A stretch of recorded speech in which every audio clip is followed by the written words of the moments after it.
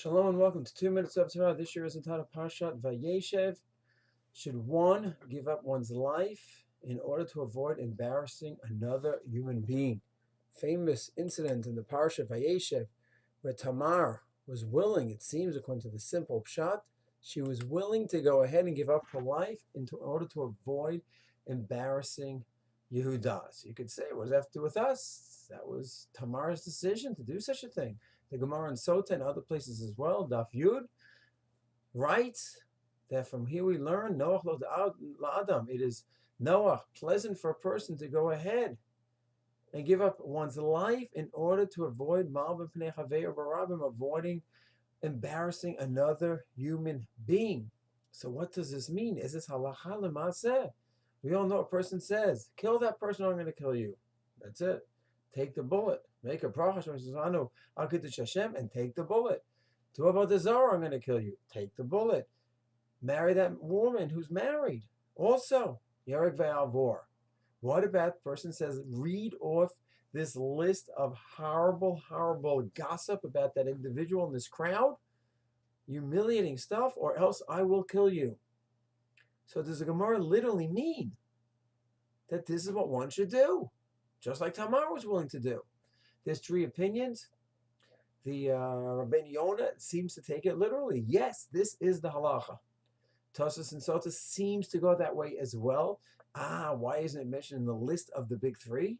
Tosfos says, well, those big three were reading because there was an open in the Torah, and this is not as open in the Torah, but it's still part of the big three, and you have to give up your life. That's Tosfos, that's Rabainu Yona, and possibly Tosfos as well, and others shitot. You have a middle shita, the Menorat Hamaor, and others like him who maintained it's Eitzah Noach lo. It's a good thing to give up your life and not embarrass another person, but you're not chayav, as opposed to, if it comes to the big three, killing someone, idolatry, adultery, you must give up your life. Here you can. It's a nice thing to do. And avoid embarrassing another human being. And then finally you have the Meeri, who in Gemara Sota, Daf Yud, and also Berachot as well, writes that it's lashon schot, meaning it's sort of an eloquence of language. It's a saying. It doesn't mean literally give up your life. It just means it should be viewed in such a drastic way to embarrass another person. You should almost be willing to give up your life. Those are the three approaches. So the message is clear. Whatever the halacha l'maaseh would be, one should talk to his posek. Hopefully it's a theoretical question and would never be halacha for anyone.